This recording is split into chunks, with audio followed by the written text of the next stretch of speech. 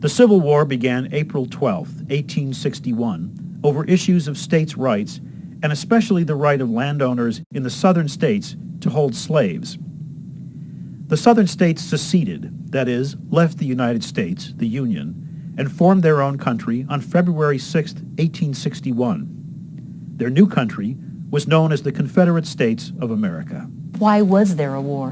Why was the Civil War fought in the first place? That's utterly important if one is to understand why men like Abel Peck and the men of the 24th Michigan were so willing to leave their families and farms, leaving them to run themselves if they had to go off and volunteer to do something that they knew very well might end in their deaths or in their terrible wounding. You can't underestimate the importance of this war to every man and boy who fought in it, both North and South. What were they fighting for? Well, first of all, they were fighting, of course, to abolish a hated institution, and this was the institution of slavery. Slavery had been fought in the political scene from the moment that it almost came to be. It had become so tightly integrated into the Southern economy, the Southern states were dependent upon it, or felt themselves to be. The Northerners, for their part, had railed against this institution from almost the beginning. Writers and philosophers and educators found it to be a pernicious institution, as they called it, a deadly one that they felt would destroy the Union if it was allowed to grow. They felt it could not go on, that it could not survive, and it must be abolished. Michigan, as the other northern states also felt, was absolutely convinced that our country could not survive unless the entire nation stood together, that the Union itself must survive, that if the southern states were allowed to form their own country, that it would lead to the dissolution, to the failure of the entire enterprise, and that there would be no country. And so profoundly did they believe that they viewed the southern effort to secede as being an act of treason, not just an act to make their own country, but an act calculated to destroy the one that they were leaving behind. What did honor mean to the men who volunteered to fight during the Civil War? Well, it meant everything, really. Remember that during the Civil War, and what I'm saying is true both for the northern troops and for the southern troops, you knew the men you fought alongside, and they knew you. You who were recruited from the same village, all the men of the company came from the same little community. Your cousins and uncles fought in the same regiment. You all knew one another. You were mustered in one of the communities that you grew up around, Adrian, Jackson, Ypsilanti, Flint, Grand Rapids. These were not men that you were meeting for the first time. They knew you, and you knew them. They knew that you had volunteered to try to preserve the Union. And when you went away to fight, you were fighting for all of that, for that symbolism of the Union. But more than that, you were fighting for your own personal honor and the honor of your name, the honor of your community, the honor of your family. These were of utter importance. The men began to view their flags as the visible badge of their honor, the honor that they had promised to uphold. When these battle flags, these regimental battle flags, were presented to regiments before the regiment marched away to battle, and every regiment received flags in wonderfully touching goodbye ceremonies, farewell ceremonies. This was the peak of the ceremony, to receive your battle flags.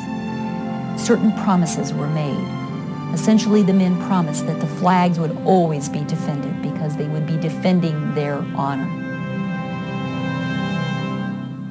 Abel Peck knew his time to fight would come soon. He wrote to his daughter, Alice. 7 miles from Snicker's Gap. Dear child, I have a little time to spare and cannot spend it more pleasantly than trying to write to you. This morning, the colonel called us together and talked to us. Said he thought we should have to fight today or tomorrow, but we can't tell. If we have to fight, I expect to take my part. And if I fall, you must not mourn. For I think I am doing my duty, and you must think that the honor of having a father die in the defense of his country will make up for the loss you sustain. Dear one, goodbye. Abel Peck, November 2, 1862. On July 1st of 1863, the 24th Michigan, as part of the 1st Troops of the Army of the Potomac, march into the outskirts of a little town in Pennsylvania, the town, of course, Gettysburg. Unknown to them, Lee's armies have advanced into Pennsylvania at exactly the same time. Lee is unaware of their presence, and the two armies moving towards the same destination come into direct confrontation at the crossroads of Gettysburg. Why was Lee moving his army into Pennsylvania? Lee hoped desperately to annihilate the Northerners in their own territory. He needed that kind of victory to convince Europe to support him as the likely winner of this conflict, to validate the southern states, and to demoralize the northern troops on their own turf. They are demoralized. They have not been winning this war. But this would really be the decisive blow if only he can pull it off.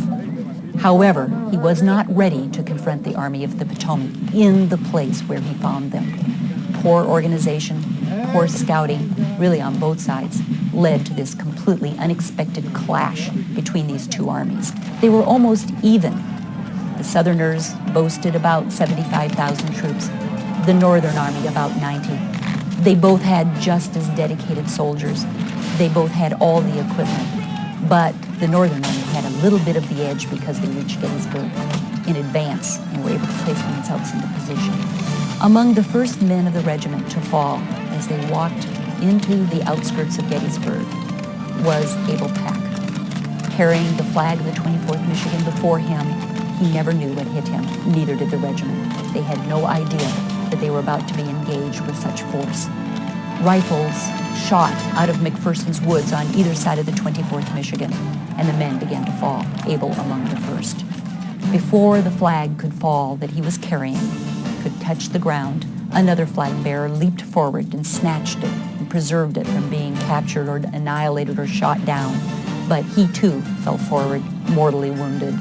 As the battle raged around them, as the Iron Brigade began to fall, what was left of them began to fall, as the 24th Michigan bore the brunt of much of the fighting, Colonel Morrow organized his troops, kept them firm, reminded them where to stand, and made sure that their battle flag was over and over again picked up from the dying hands of a flag bearer and held aloft once again so that he could rally the troops.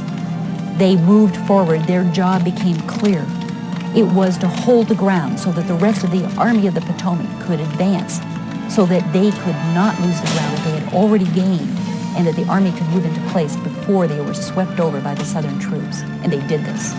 When finally, in the waning hours of that first day of battle, at the Battle of Gettysburg began to close, as their numbers were so reduced that they were no longer effective in holding their ground, they began a very steady retreat.